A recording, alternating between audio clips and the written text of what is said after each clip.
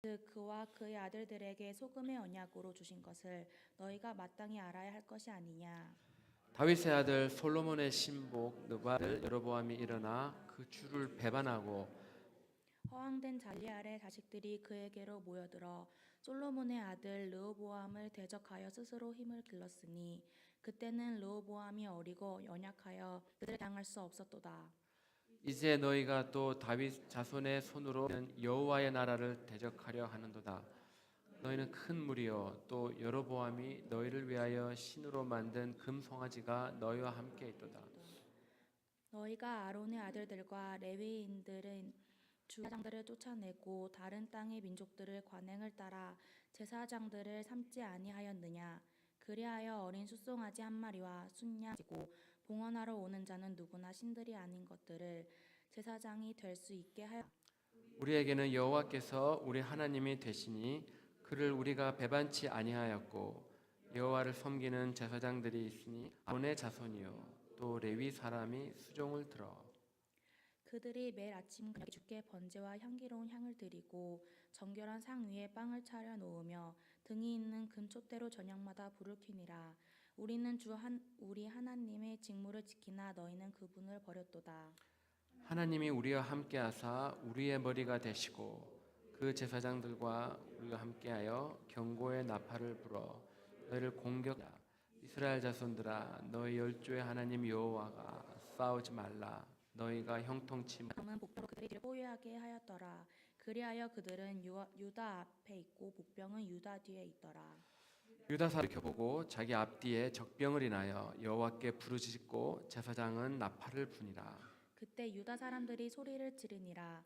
유다 사람들이 소리를 지르자 하나님께서 아비야와 유다 앞에 여로보암과 온 이스라엘 자손이 유다 앞에서 도망하는지라 하나님이 그 손에 붙이신 고로 아비야와 그의 백성이 큰 샬룩으로 그들을 죽이니 이스라엘에서 택한 사람 50만 명이 죽어 쓰러졌더라. 그때에 이스라엘 자손이 항복하고 유다 자손이 이겼으니 이는 저희가 그 열조의 하나님 여호와를 의지하였습니다. 아멘.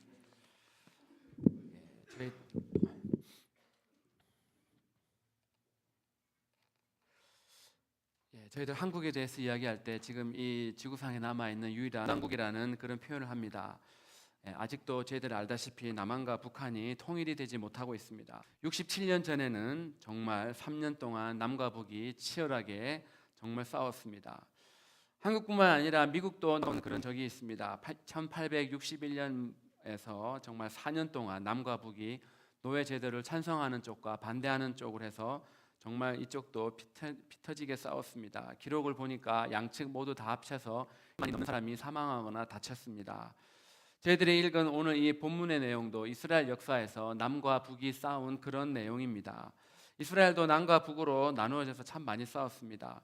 그리고 특별히 오늘 이 저희들이 읽은 본문은 북쪽 이스라엘과 남쪽 유다 사이에서 일어났던 그런 전쟁이었습니다. 북쪽의 왕은 여로보암이었습니다. 또 남쪽의 왕은 아비야였습니다. 이 아비야라는 이름의 뜻은 여호와는 내 아버지다라는 그런 뜻입니다. 아비야는 역대상 3장 10절에 보면 솔로몬의 손자로 이렇게 기록을 하고 있습니다. 솔로몬의 손자면 다윗의 great grandson이 되는 것입니다. 남쪽에는 정말 그 다윗의 집안에 정통석이 있는 쪽이었고 북쪽은 그렇지 않았습니다. 북쪽 여로보암이 이끄는 군대의 80만 명이 정말 남쪽 유다를 침공해 왔습니다. 80만도 그냥 80만 명이 아니라 저희들 읽은 본문에 보면 큰 용사라고 이렇게 표현되어 있습니다. 큰 용사로 구성된 80만 명입니다. 남유다는 용맹한 군사 40만이 전쟁에 나갔다고 했습니다. 양쪽 다 자기 나라에 있는 정말 그 군인들 중에 최고의 군인들을 데리고 나오긴 했습니다. 결과적으로는 80만을 갖고 있는 이 40만 갖고 있는 쪽에 졌습니다. 군대의 반 이상인 50만 명이 죽임을 당했습니다. 그리고 또 북쪽 이스라엘은 베델 지역과 그 주위에 있는 몇몇 성읍들을 남쪽에 잃어버리려 했습니다. 그리고 20절에 보면 그 여로보암은 더 이상 그 힘을 다시 그 파워를 개인하지 못하고 그 전쟁의 충격으로 정말 그는 그 권세도 잃어버리고 하나님이 그를 쳐서 죽였다고 성경입니다. 여러분은 이 80만 가진 쪽에 이 패배가 이해가 되십니까? 숫자적으로도 2배나 더 이상 많고 숫자뿐만 아니라 큰 용사, 그냥 군인들뿐만 아니라 그냥 전쟁에서 잔뼈가 굵은 그들이 나와서 싸웠고, 또한 작전도 이들은 갖고 있었습니다. 이들은 정말 그 복병을 세웠습니다. 양쪽으로 정말 이렇게 앞쪽과 뒤쪽에서 중간에 그 유다 군대를 놓고 협공을 했습니다. 원래 이 복병은 정말 1대1로 정말 전력이 숫자적으로 열세인 그런 쪽이 잘 쓰는 그런 전략입니다. 불구하고 숫자적으로 2배 많은 쪽이 정말 이들을 허를 찌르는 그런 방법으로 정말 그 복병입니다. 그런데도 이들이 졌습니다. 60만 대 40만. 숫자적으로 2배입니다. 그냥 1000명 대 2000명 하면 별 그게 없지만 40만 명 군대에 똑같은 40만을 더해서 80만이면 이거는 엄청난 그런 합니다. 숫자적으로도 뿐만 아니라 그들의 군대는 탁월했습니다. 그리고 작전도 아주 좋았습니다. 그런데 이겨야 되는 문제는 졌다는 것입니다. 왜 이렇게 졌습니까? 왜 이 남쪽 지방 정말 왕이 특별히 잘나서 그랬겠습니까? 성경을 읽어보니 그렇지 않았습니다. 이 북쪽 여로보암도 그렇고 남쪽의 아비야도 그렇고 둘 다 무산들입니다. 솔로몬이 왕이었을 때 건축 공사를 담당하던 그런 감독관입니다. 그런데 북쪽에 나라를 세웠습니다. 이들을 따라온 사람들이 저희들이 읽은 것 같이 옛날 성경에는 남봉과 비류가 모여들었다고 했습니다. 정말 제가 지난번에 한번 설교했던 것 같이 정말 인간 같지도 않은, 속된 말 용어로 치면 정말 쓸모없는 그런 인간들, 정말 그런 사람들이 엄청나게 몰려들었습니다. 그렇다 그러면 지도자도 그런 사람과 똑같은 것이 아니겠습니까? 그렇게 엄청나게 많은 사람들이 왔습니다. 그래서 북쪽에 나라를 세워서 한 나라였던 것을 남쪽과 북쪽으로 나눠버렸습니다. 이 아비야는 더 못됐으면 못됐지 덜하지는 않습니다. 열왕기상 15장 3절에 아비야가 어떤 사람인지 알려줍니다. 그의 아버지가 이미 행한 모든 죄 하나님 여호와 앞에 온전치 못하였다라고 아비야라는 사람을 소개하고 있습니다. 그렇다면 지도자가 정말 경건하고 기도도 많이 하고 하나님께 선택받은 사람이어서 이겼다 그러면 되는데 지금을 보면 둘 다 도찐 개찐인 그런 수준입니다. 그렇다면 전쟁의 승패가 어디에서 났겠습니까? 어느 쪽이 더 거룩했기 때문에 전쟁에서 이겼다, 그거는 아니었습니다. 혹시 여러분들 주위에 비즈니스를 하는데 풍부한 자금도 있고 경험도 많고 또한 정말 이렇게 스태프들도 정말 훈련된 사람도 많고 정말 비즈니스 계획도 누가 봐도 정말 그리고 완벽하게 진행했는데도 불구하고 비즈니스가 망하거나 수년 동안 공부해왔던 학업에서 실패한 그런 사람들을 혹시 본 적이 있습니까? 문제는 실력의 문제가 아니라는 사실을 저희들은 배워야 합니다. 저희들 살다 보면 때로는 작전의 문제가 아니라는 것을 압니다. 때를 잘못 만난 것이 아니라는 것도 배워야 합니다. 우리들의 삶에 지고 이기는 것은 언제나 하나님 손에 있다는 것을 저희들 항상 알아야 된다는 것을 보여줍니다. 전쟁의 승리와 군사 작전과 숫자와 외적인 것에 타지 않음을 보여줍니다.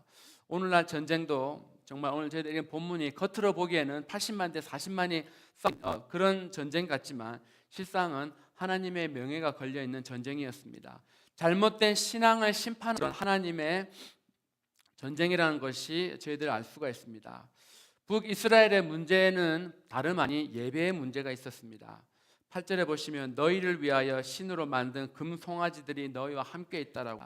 그리고 9절에는 정말 이 아론 자손인 여호와의 제사장과 그 레위 사람들을 다 쫓아버리고 사람들의 풍습을 따라서 정말 제사장을 세웠다고 했습니다.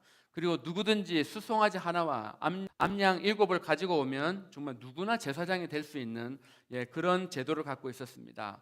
그래서 11절 끝에 보면 그를 배반하였느니라. 이 남쪽에 있는 아비야가 볼 때 정말 북쪽에 있는 사람들은 예배를 정말 잘못 드린, 예배를 자기 마음대로 드린, 그것이 바로 하나님을 배반한 것이라고 이야기합니다. 눈에 보이지 않으면 어떻게 배반할 수가 있겠습니까?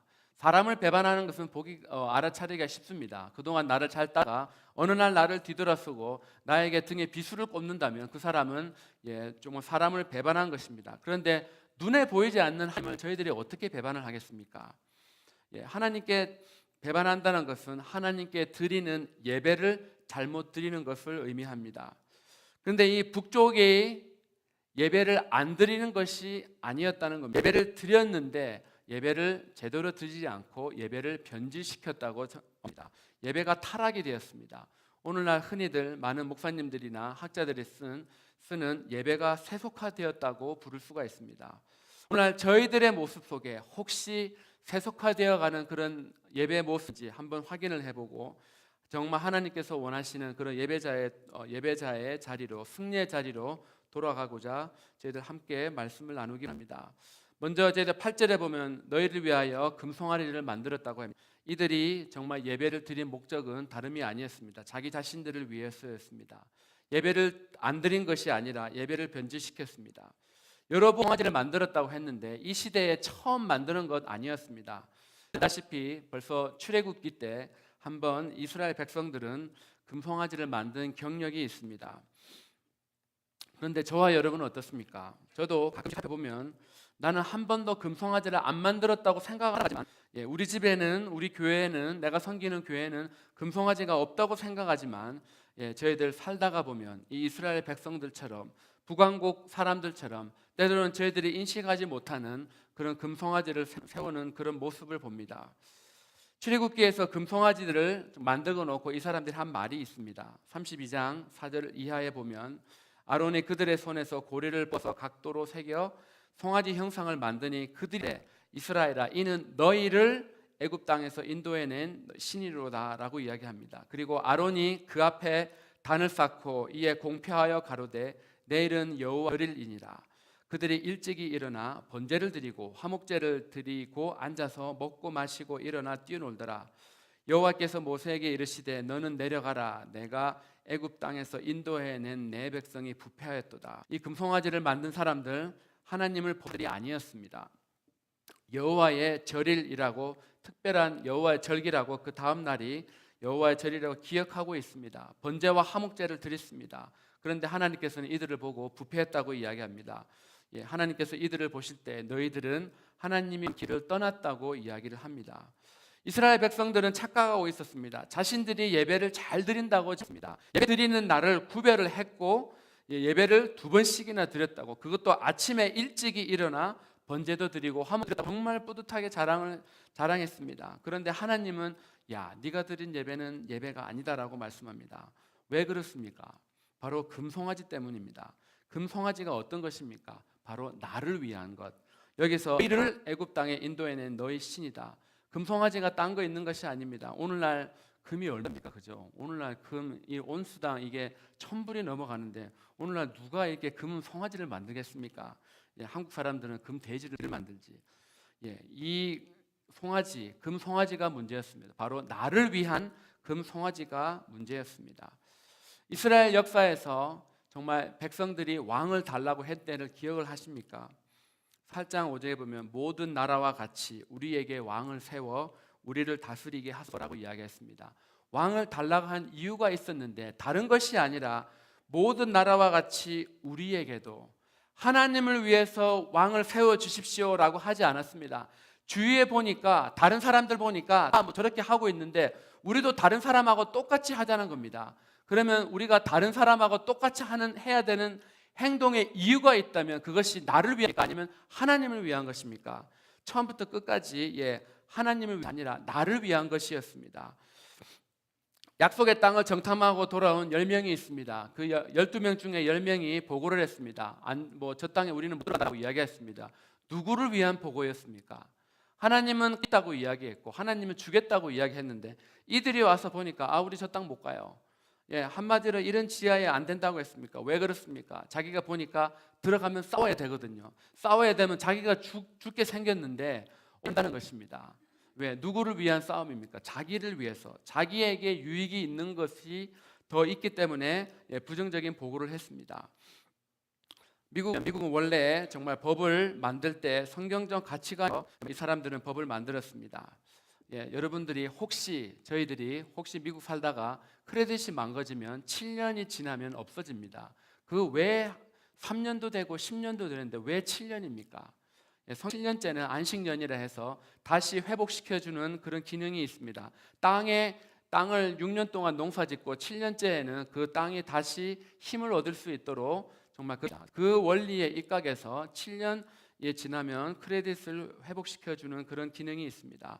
정말 미국에 정말 사람들이 처음에 법들을 만들 때 다 성경적 가치관에 의해서 이들이 법을 만들었습니다. 부족한지는 모르나 어느 나라 대통령을 취임할 때 선서식에 성경을 읽고 선서를 하는 나라가 또 다른 나라가 있습니까? 혹시 뭐 미국 이외에 다른 나라가 있으면 알고 있으면 알려주시기 바랍니다. 이 세계에서 가장 강한 이 나라가 정말 대통령이 취임을 할 때 한쪽에는 왼손에는 성경에 손을 얹고 오른손에 선서를 하고 끝에는 So help me God이라고 이야기합니까? 어느 나라가 이런 그런 전통이 있겠습니까? 그런데 언제 So help me God이 아니라 성경의 가치관이 아니라 백성이 원한다면 백성을 위해서라면 국민의 뜻이라면 성경의 가르침이 아니라 그때부터 그것이 법이 되고 재버리는 시대를 저와 여러분들이 살아가고 있습니다. 예배를 드리는 것도 이스라엘 사람들이 지켜야 되는 법이 있었습니다. 하나님의 방식이 있었습니다. 그런데 이제는 사람들이 원하니까 사람들을 위해서 뭔가 하겠습니다. 북쪽의 10지파는 사람들이 더 많이 있었습니다. 그러면 어떻게 되겠습니까? 당연히 사람의 눈길을 의식을 하는 예배를 드리게 됩니다. 왜냐 그러면 이 왕 자체가 정말 사람들의 인기를 얻고 왕이 되었기 때문에 하나님을 위한 예배가 아니라 위한 예배가 되어버렸습니다. 사람의 필요를 채워주게 되었습니다. 하나님은 정말 사람들의 눈은 그들에게 있었지만 정말 하나님의 눈길은 그들의 예배에 있지 않았습니다. 사람의 만족함이 아니라 하나님이 만족함, 그것이 하나님이 저와 여러분들에게 원하는 예배인 것입니다. 두 번째로 정말 이들은 예루살렘을 떠나서 예배를 드렸습니다. 구별된 장소가 아니라 구별되지 않은 장소에서 예배를 드렸습니다. 예배를 안 드린 것이 아니라 예배의 장소에 대한 그런 본질을 변화시켰습니다. 원래 예배는 이때 당시에는 예루살렘에서만 드리게 되어 있었습니다. 하지만 이들은 자기들이 원하는 베델에서 예배를 드립니다. 12지파 중에 10지파가 북쪽에 삽니다. 그러면 대부분의 사람들이 거기에 사는데 대부분의 사람들이 북쪽에서 있기 때문에 북쪽에 예배 처소가 있음에도 불구하고 예배는 남쪽에만 드립니다. 그래서 절기만 되면 사람들이 남쪽으로 와서 예배를 드렸습니다. 그러면 북쪽에 있는 그런 지도자가 볼 때는 어떤 그런 마음이 들겠습니까? 저 사람들이 혹시 자꾸 이렇게 남쪽을 왔다 갔다 하자, 우리 이게 불편하니까 다시 통일하자 그러면 혹시 어떨까? 또 남쪽으로 찾아가서 살다 보니까 내가 예배를 드릴 수 있는 이곳이 더 좋다. 그리고 나는 이제 북쪽으로 돌아가자. 그리고 우르르 이쪽으로 남쪽으로 몰려가면 어떻게 되겠습니까? 지위가 정말 흔들리게 된다는 그런 불안감이 이 여로보암에게 있지 않았겠습니까? 그렇게 해서 이제 남쪽으로 안 가도 된다. 예배는 북쪽에서 드려도 된다라고 해서 정말 북쪽 예배 드릴 수 있도록 하고 금송아지를 만들었습니다. 예루살렘에서 예배를 안 드렸는데 북쪽에서 드렸는데 그것이 뭐가 문제가 되겠습니까? 왜 문제가 됩니까? 예배를 안 드린 것이 아닌데 예배를 드렸는데 왜 이것이 문제가 됩니까? 신약 성경에도 예수님이 정말 이 수가성의 여인이 정말 예배를 북쪽에서 드려야 됩니까? 남쪽에서 드려야 됩니까? 이야기를 할 때 북쪽도 남쪽이 아니다. 장소가 신령과 진정을 하고 이야기했는데 왜 하나님이 북쪽에서 드린 예배를 인정했습니까? 장소의 문제라기보다는 왜 그 장소를 선택을 했느냐였습니다. 왜 그 장소를 선택했느냐? 남쪽이 아니라 하나님의 법이 아니라 남쪽으로 사람들이 가면 안 되니까 지극히 자기를 위한 객관적인 방법에서 예배를 드렸기 때문입니다. 왜 이 교회를 나오느냐? 왜 예배를 드리느냐? 왜 저 교회 가서 예배드리고 미국 교회 가서 예배드리고 한국 교회 가서 예배드리고 다 인터넷에서 예배드리고 왜 다른 예배의 여러 방식이 있는데 왜 그 예배를 드리느냐입니다. 하나님은 어디서 드리느냐를 중요하게 생각하지 않으시고 왜 내가 이 예배를 드리느냐를 더 중요히 생각하십니다. 왜냐 그러면 예배를 받으시는 분이 바로 하나님이기 때문입니다. 보통 제가 이 교회 와서 별로 많이 못 들어본 것 같은데 목사님 은혜 받았습니다. 또 어떤 분 간증 들으면 와, 저 책을 보니까 간증이 너무 좋다라고 또 간증 CD를 저희들 다 이렇게 돌려봤습니다. 간증 좋은 것 있습니다. 그런데 혹시 이런 말을 하시는 분은 신앙생활하면서 들어보셨습니까? 야, 저 사람 간증 들어보니까 저 사람을 만든 하나님은 정말 위대하다라고 하는 표현을 혹시 여러분들은 하셨거나 들어보셨습니까? 93년부터 예수를 믿고 나서 저는 거의 들어보지 못했습니다. 어떤 분 간증 좋다. 저도 저 신앙생활 처음 했을 때 참 많이 들었습니다. 그런데 제 입에서도 나가는 말에 이 사람 간증 너무 좋더라. 이거였지. 정말 이 사람의 간증의 역사 하나님은 정말 위대하시다. 나도 이 사람의 간증에 나오는 하나님이 내 삶에 관한다. 이렇게 말하는 사람 별로 거의 보지 못했습니다. 별 차이 안 나는 것 같지만 뭐 간증 좋다고 말하는 게 뭐 문제가 되겠습니까? 그리고 뭐 내가 말을 안 했지만 뭐 하나님 참 훌륭하시다라고 포함되어 있는 것 같지만 말을 안 하고의 차이가 아니라 정말 우리가 누구를 정말 높이냐, 그 차이가 저희들이 하는 말 속에 숨겨져 있습니다. 사도행전 3장에 보면 베드로가 정말 그 성전 미문에 나면서부터 안전병이 된 그 사람 키는 장면이 나옵니다. 여러분, 제가 만약에 지금 교회에 있다 그러면, 제가 딱 기도했을 때 이렇게 했다 그러면 여러분들은 누구를 보겠습니까? 야, 저 안목사 제법인데 사람을 보지 않겠습니까? 근데 베드로가 이렇게 이야기합니다. 우리 개인의 권능과 경건으로 이 사람을 걷게 한 것처럼 왜 우리를 주목하느냐? 왜 나를 보느냐고 사람이 이야기합니다. 내가 일으킨 것, 내가 기도는 내가 했지만 정말 이 사람 보고 일어나라고 말은 내가 했지만 왜 내가 한 것 같이 나를 쳐다보느냐고 이야기를 합니다. 왜 하나님을 보지 않고 사람을 보느냐고, 왜 어텐션을 나에게 들고 우리에게 주느냐고 정말 베드로가 사람들에게 이야기를 했어요. 베드로가 위대한 것이 아니라, 베드로에게 능력인 것이 아니라 베드로를 사용하신 하나님이 안전뱅이를 일으키신 것이지, 저희들은 꼭 마치 사람이 능력이 있는 것 같아서 이런 그 사람에게 주목을 합니다. 그런데 하나님은 성경은 왜 사람을 주목을 하느냐라고 이야기를 합니다. 저희들 모두 하나님이 우리를 사용하시면 우리 성도님 모두도 저희들도 귀신을 쫓아내고 저희들도 정말 그 죽은 사람이 안전병을 일으키는 능력이, 저희들도 그런 능력을 행할 수 있습니다. 누가요? 하나님이 우리를 사용하셔서 행하시기 때문입니다. 정말 그래서 장소가 아니라 하나님은 정말 저희들이 어떤 일인지 보기를 원하십니다. 그리고 또한 세 번째로, 이들은 돈을 주고 제사장을 샀습니다. 예배를 드리는 때 필요한 제사장을 없앴던 것이 아니라, 예배를 안 드린 것이 아니라 변 제사장을 정말 이들은 세웠습니다. 정말 전통적으로 내려오던 원래 하나님의 말씀대로, 하나님이 하라 한 대로 제사장과 레위인들을 이들은 쫓아보냈습니다. 그 자리에 돈을 주고 제사장 사람을 씁니다. 엉터리 예배를 드렸습니다. 왜냐 그러면 사람들의 마음이 저 예루살렘으로 내려가지 않도록 사람들이 원하는 그런 말을 하기 위해서입니다. 자기들의 목적대로 움직여줄 제사장을 고용하기 시작했습니다. 3장 9절에 보면 너희가 아론 자손된 여호와의 제사장과 레위 사람 쫓아내고 이방 백성의 풍속을 좇아 제사장을 삼지 아니하였느냐. 무릇 누구든지 숫송아지 하나와 수양 7을 끌고 와서 장립을 받고자 하는 험한 신의 제사장이 될 수 있다고 했습니다. 분의 타락을 이야기합니다. 정치권에서도 자기에게 잘해주는 사람에게 자리를 줍니다. 뭐 나쁘지 않습니다. 나를 안 도와준 사람보다 나를 도와준 사람에게 그 사람이 또 유능하다 그러면 자리를 맡기는 것 있습니다. 그런데 그것이 바로 타락하는 지름길임을 저희들 보고 있습니다. 한국이나 미국이나 이 정치의 역사를 통해서는 항상 직분의 타락이 있었습니다. 또한 직분의 타락은 있습니다. 직분들이 있습니다. 집사, 권사, 장로, 전도사, 목사. 그런데 집사 갖고는 싸우지 않습니다. 집사라는 타이틀을 못 받아서 안달이 나는 사람들은 없습니다. 그냥 정말 좋은 게 좋은 줄 알고 사람 기분 맞춰주기 위해서 내가 원하는 말만 직분을 세울 수는 있습니다. 그런데 그 직분을 세우는 목적이 하나님은 뭐냐고 저희들에게 물어보십니다.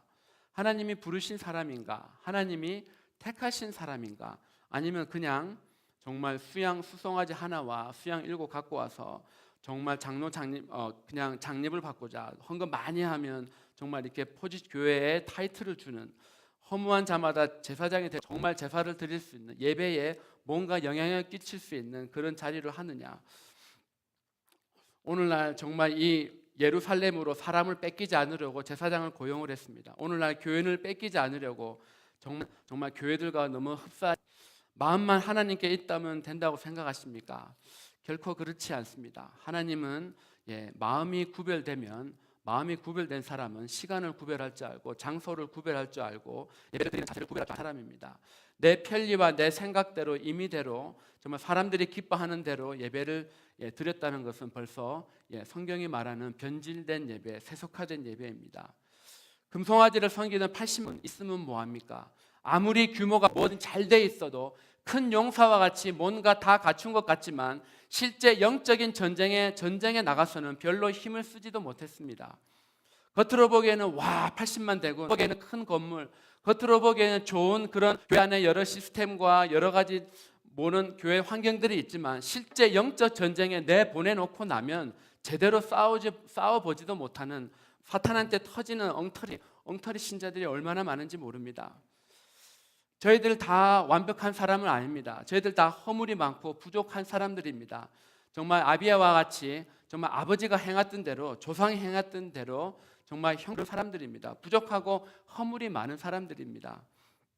저희들 부족하고 허물 많지 않습니까? 보통 제가 이때까지 교회를 다니면서 20년 넘게 교회를 다니면서 주일 예배 때만 되면 저희들 제일 많이 듣는 것이 하나님 육신하고 연약하여 허물 많고 부족합니다. 그런데 저희들에게 듣기 원하는, 많이들 들어보시겠지만 듣기 원하는 그런 고백은 하나님 지난 한 주간 정말 승리하게 하시니 감사합니다.